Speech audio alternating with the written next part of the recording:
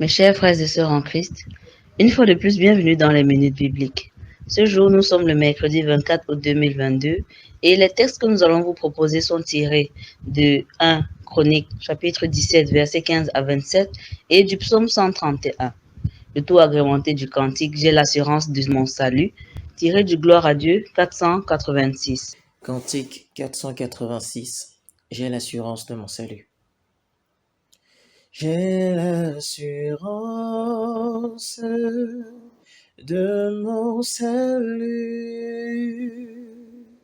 par la présence du Seigneur Jésus. Son sang m'a lavé, m'a racheté, et l'Esprit Saint m'a régénéré. C'est mon histoire,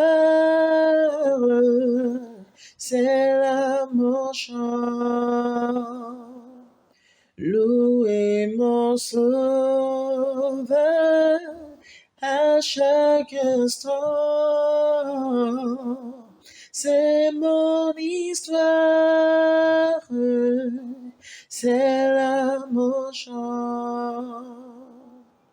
Louez mon Sauveur à chaque instant.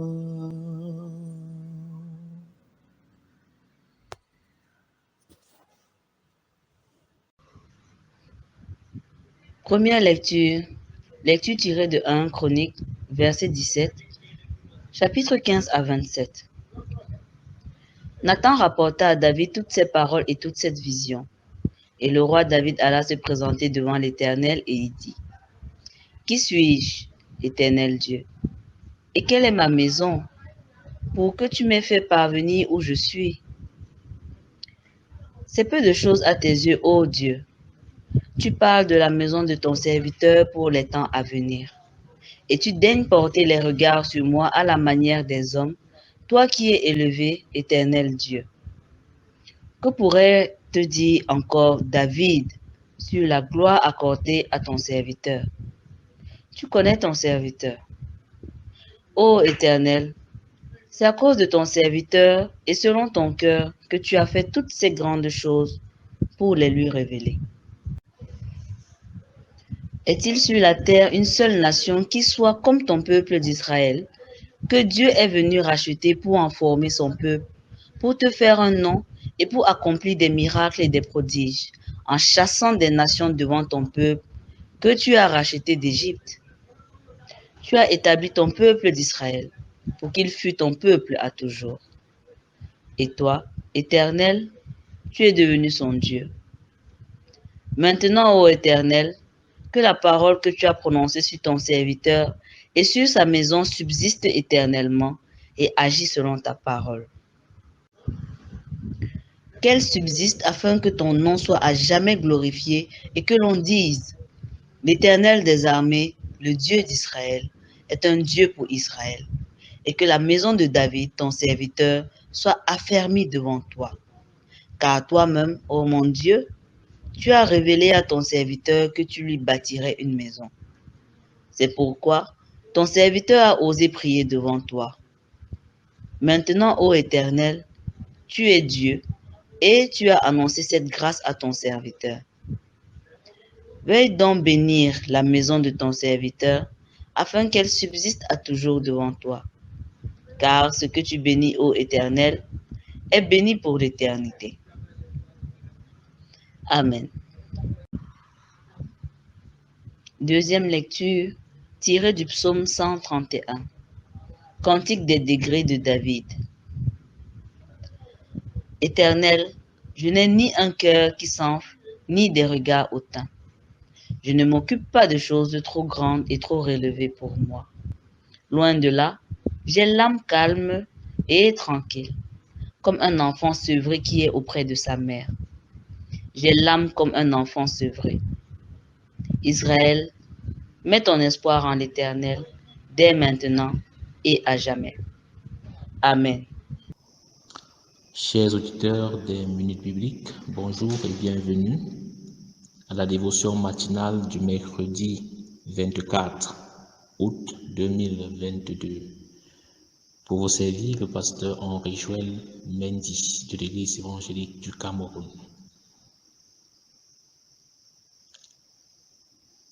Après le refus de Dieu de ce que David voudrait lui construire un temple en son honneur et le choix porté sur son fils pour accomplir cette œuvre admirable,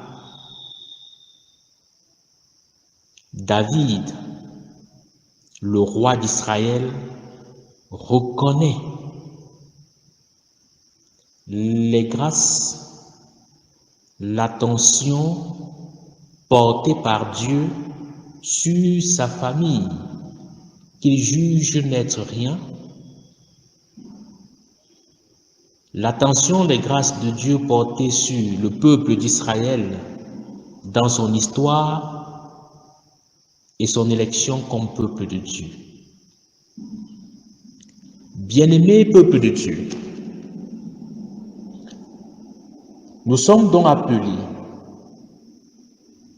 et même interpellés par le roi David, que ce soit dans le psaume du jour, que dans le livre de 1 Chronique, à reconnaître les grâces de Dieu dans nos vies, dans nos familles et même dans nos activités. Tant de personnes se plaignent et des chrétiens avec, comme si Dieu ne faisait rien pour leur bien-être et leur épanouissement. Tant de personnes attendent les manifestations de Dieu taillées à la mesure de ce qu'ils pensent, de ce qu'ils imaginent.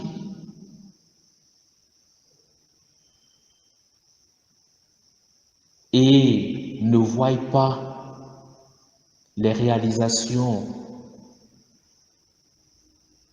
quotidiennes de l'Éternel Dieu dans leur vie, dans leur famille, dans leur foyer, dans leurs activités, dans l'Église et même dans notre nation.